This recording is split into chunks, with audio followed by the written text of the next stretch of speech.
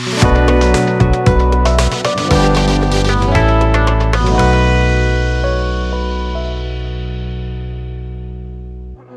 Python programming language होती है वो केस सेंसिटिव होती है।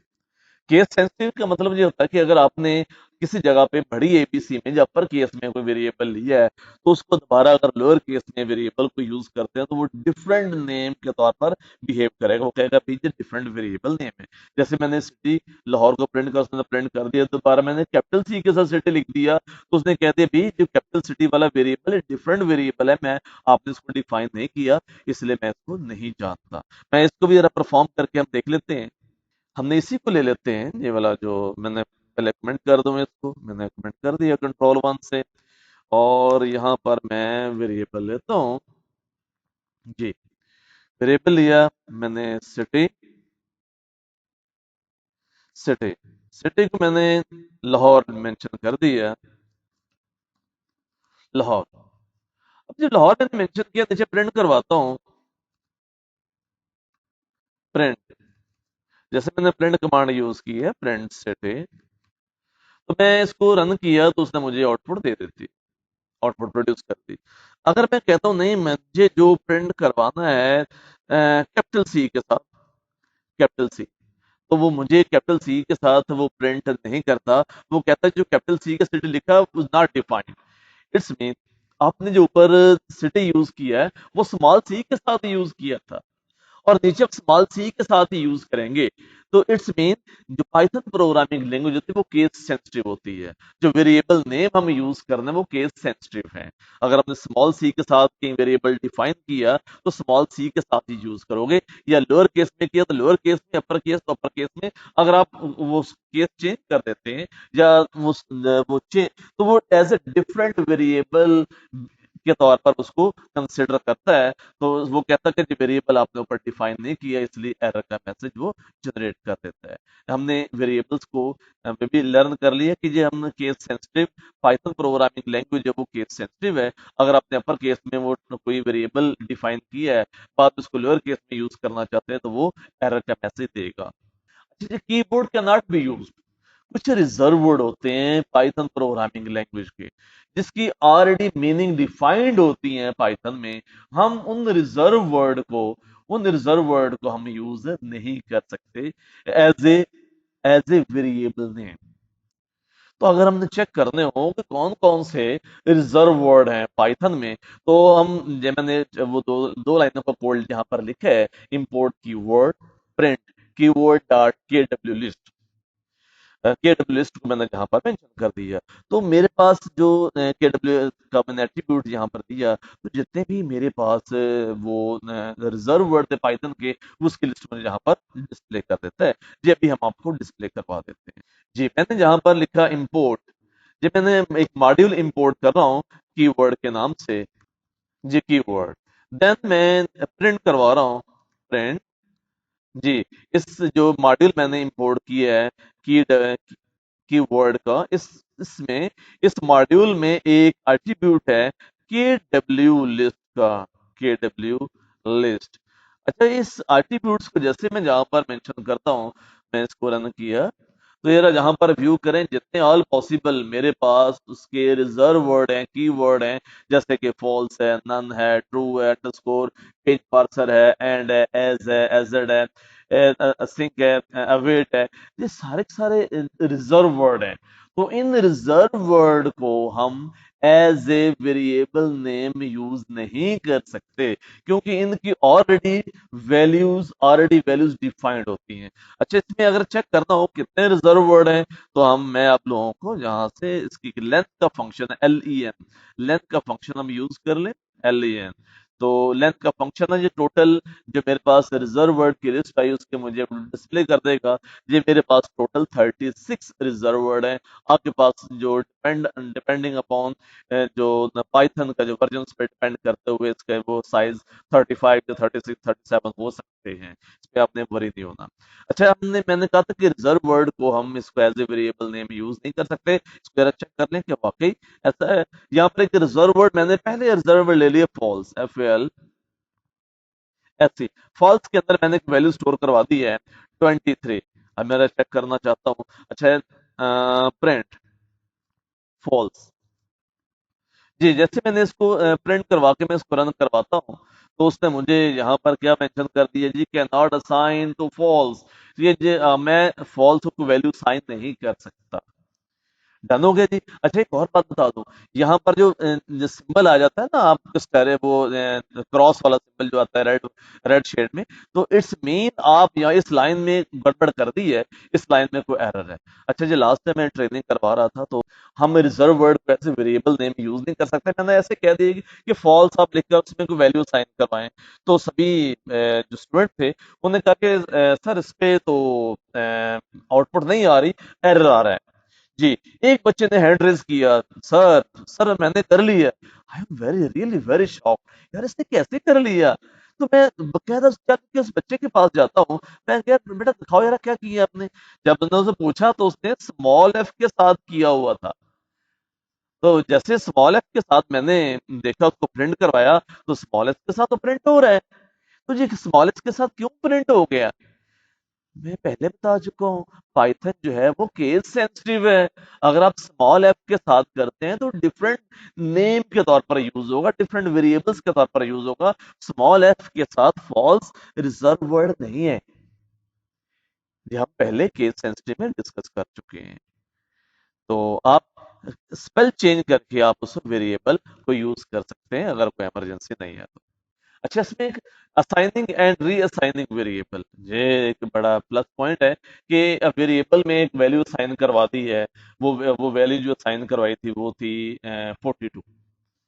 मैं प्रिंट करा, 42 प्रिंट कर दिया। अच्छा, दोबारा उसी वेरिएबल में एक और वैल्यू साइन करवा रहा हूँ। अच्छा जी, वैल्यू देखिए, ऊपर जो नंबर है, नीचे जो है स्ट्रिंग है, तो उसे इसको भी एक्सेप्ट कर रहा है। ये पाइथन की ये प्लस पॉइंट है कि ये जो कहते हैं मोस्ट वेलकम, आप डिफरेंट वैल्यू यूज करना चाहते हैं, no problem, I can accept. For example, मैंने एज वेरिएबल ले ली, एज में वैल्यू स्टोर करवा दी 23, तो दोबारा मैंने प्रिंट करवा दिया एज को, एज को प्रिंट करवाया जी। दोबारा मैंने इसी वेरिएबल्स को, जो एज वेरिएबल था, इसमें डिफरेंट वैल्यू स्टोर करवा दी। फॉर एग्जांपल, मैंने स्टोर करवा दिया जहां पर लाहौर। अच्छा, नोट करें, सेंस तो नहीं बनती ना एज के अंदर आप लाहौर को प्रिंट स्टोर करवा रहे हैं। फिर मैं कहता हूँ यार मुझे प्रिंट तो करो यार, प्रिंट करके दिखाओ कि इसको एक्सेप्ट करते हैं या नहीं करते हैं।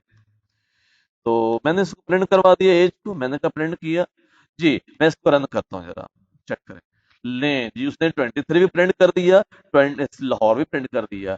इट्स मीन आप वेरिएबल, एक वेरिएबल आपने यूज कर लिया, उसको और वैल्यू भी असाइन करवा सकते हैं, डिफरेंट डाटा टाइप की। नो मैटर कि जहां पर उसको सेंस बनता है नहीं बनता, वो इसको एक वेरिएबल कंसिडर कर रहा है, लेकिन उसमें वैल्यू, कोई सी भी वैल्यू आप उसको असाइन करवाओगे, वो उससे कहेगा मोस्ट वेलकम, आपने मुझे वैल्यू असाइन करवा दी है, तो मैं इसको एक्सेप्ट करता हूँ। ठीक है, इट्स मीन आप वैल्यू जो है रीअसाइन करवा सकते हैं। एक वैल्यू असाइन करवा दो, वेरिएबल्स को अगेन रीअसाइन वैल्यू करवा दें। अच्छा, नेक्स्ट था कि मल्टीपल असाइनमेंट। फॉर एग्जाम्पल, मेरे पास वेरिएबल है सिटी 1 सिटी 2, उसके बाद इक्वल का मैंने सिंपल यूज किया, इसको हम असाइनमेंट ऑपरेटर भी कहते हैं, इक्वल का है ना। जैसे मुल्तान और लाहौर, आपको बता सकता है कि मुझे मुल्तान किस में जाएगा, सिटी 2 में या सिटी 1 में। अगर देखा जाए तो जो सिटी 2 के इक्वल है मुल्तान जहां पर है, और सिटी 1 जो पहले आ रहा है तो मुल्तान इधर जो लास्ट वाला है, तो कुछ बच्चे जहां पर कंफ्यूज हो जाते हैं। अब देखा था कि रेस्पेक्टिवली की एक टर्म इस्तेमाल होती है। इट्स मीन जो पहले जहां पर सिटी 1 है, तो इक्वल के बाद पहले उसमें वैल्यू आएगी, फिर सिटी 2 बाद में सेकंड पे है, तो सेकंड में लाहौर आया था, इसको बोलते हैं रिस्पेक्टिवली। जब जैसे वेरिएबल इसी सीक्वेंस में यूज हो रहे हैं, जो वैल्यू साइन करवाएंगी वो भी इसी सीक्वेंस से साइन होगी। जिसमें प्रिंट करवाता ना, प्रिंट सिटी 1 कॉमा सिटी 2, तो दोनों वैल्यू प्रिंट कर देगा, मुल्तान एंड लाहौर। अगर आप कहते हैं इसको मैं परफॉर्म भी करके दिखा देते हैं।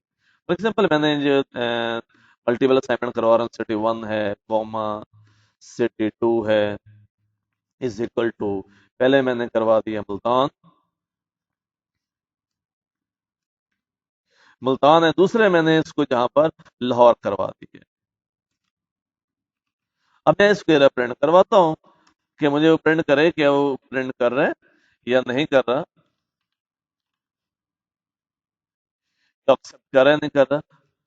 Print city 1 com city 1 comma city city 2, जी। अब जरा चेक करें, जो सिटी वन वेरिएबल था उसमें उसने मुल्तान और सिटी टू वेरिएबल में उसने लाहौर प्रिंट कर दिया। हाँ, एक और जहाँ पर आप ऑब्जर्व कर सकते हैं, अगर मैं जहाँ पर सिटी टू को पहले लिख देता हूँ तो वो उसको भी एक्सेप्ट कर लेगा। फॉर एग्जाम्पल मैं जैसे कहता हूँ कि print print city two, city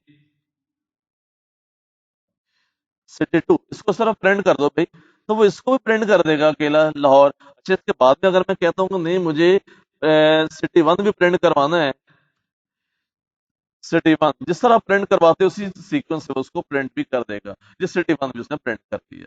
ये चेक कर लिया कि हमने मल्टीपल वैल्यू जो है वो वेरिएबल में असाइन करवा दी थी, मल्टीपल असाइनमेंट भी हमने करवा दी है। अच्छा, एक और है, हम ये मल्टीपल वेरिएबल में सेम वैल्यू भी असाइन करवा सकते हैं। फॉर एग्जाम्पल एज एक वेरिएबल था, फिर डेज वेरिएबल है, मैंने 7 असाइन करवा दिया, तो एज के अंदर भी 7 असाइन हो जाएगा, डेज के अंदर भी 7 असाइन हो जाता है। अच्छा, उसका स्वैपिंग वेरिएबल है। अच्छा, ये स्वैपिंग वेरिएबल जो होता है कि एक वेरिएबल्स की वैल्यू थे दूसरे वेरिएबल में हमने शिफ्ट करनी है, this process called swapping variable. अच्छा, स्वैपिंग वेरिएबल में फॉर एग्जांपल मैंने दो वेरिएबल लिए, जैसे पहले हम मल्टीपल असाइनमेंट की थी ना, ए वेरिएबल लिया फिर बी वेरिएबल लिया, फिर कॉलन फिर मैंने रेड और ब्लू लिख दिया। अब ए में जो वैल्यू असाइन होगी वो रेड चली जाएगी, बी में जो वैल्यू असाइन होगी वो ब्लू जाएगी। तो नीचे जो है मैंने A comma B is equal B comma A, मैंने जो वेरिएबल्स को वो मैंने उसका ऑर्डर चेंज कर दिया। अब जो जो वैल्यू बी है वो किस में साइन हो जाती है, ए में, और ए वाली वैल्यू बी में साइन या प्रिंट करवा के देख लें तो ब्लू और रेड जहां पर प्रिंट हो जाता है, फिर हम इसको जहां पर परफॉर्म करके भी देख लेते हैं। जहां पर मैंने किया एक वेरिएबल लिया कॉमा बी वेरिएबल लिया इज इक्वल टू, एक वेरिएबल ले लिया मैंने रेड, सॉरी वैल्यू साइन करवा दी रेड, जो ए वेरिएबल था दूसरे वेरिएबल में वैल्यू मैंने असाइन करवा दी है ब्लू। जी। अब अगर इसको प्रिंट करवाएं जी, मैं जैसे इसको प्रिंट करवाता हूँ ए कॉमा बी, तो मुझे जरा चेक करें आउटपुट क्या आएगी जी, पहले रेड आती है फिर ब्लू आ जाती है। अब एक और मैं करता हूँ ए कॉमा बी, जब मैंने लिख दी है इसके बाद बी कॉमा ए, तो वैल्यू क्या कर दी, स्वैप कर दी। दोबारा प्रिंट करवाएं जरा जी, प्रिंट आफ्टर स्वैपिंग, जी मैं प्रिंट करवाता हूँ जी, after after swapping. After swapping देखते हैं हमारे पास रिजल्ट क्या आता है जी, प्रिंट करवाएं प्रिंट ए कॉमा बी।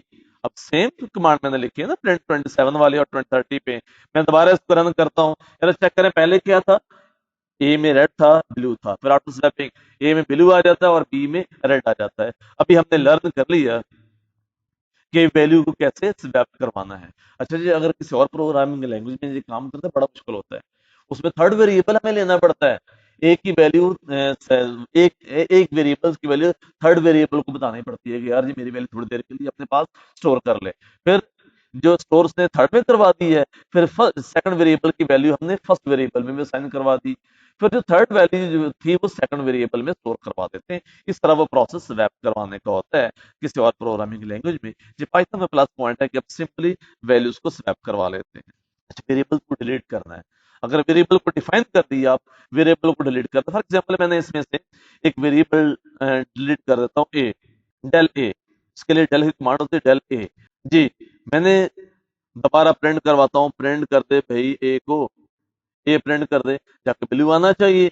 जी, मैं जैसे ही इसको प्रिंट करवाता हूँ वो कहता है भाई name A is not defined, भी ए तो आपने डिलीट कर दिया, जब ए डिलीट कर दिया तो दोबारा उसको प्रिंट तो करवा नहीं सकते, मेमोरी में तो वहां से डिलीट कर चुके हैं, जब डिलीट कर चुके दोबारा प्रिंट नहीं हो सकता।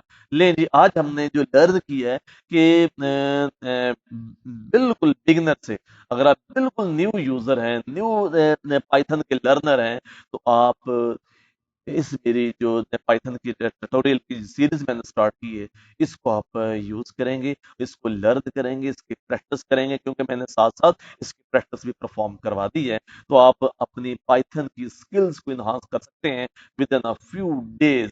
मैंने महीनों के नाम नहीं लिए, with in a few days. और मैंने इसमें एज का कोई कंसर्न नहीं है, एक बच्चा जिसको बेसिक इंग्लिश का नॉलेज है, बेसिक इंग्लिश आती है, तो वो भी इसको लर्न कर सकता है। इसके लिए एज मैटर नहीं करती। और प्लीज मेरे इसको और, ताकि आपको पता चले कि मैं नई और वीडियो जो है वो उसमें, जैसे मशीन लर्निंग की है, डीप लर्निंग की है, एनएलपी है, उसकी मैंने सीरीज स्टार्ट करने लगा हूँ, ताकि आपको वक्त पे पता चलता जाए। मेरे चैनल को सब्सक्राइब कीजिएगा। Thank you very much.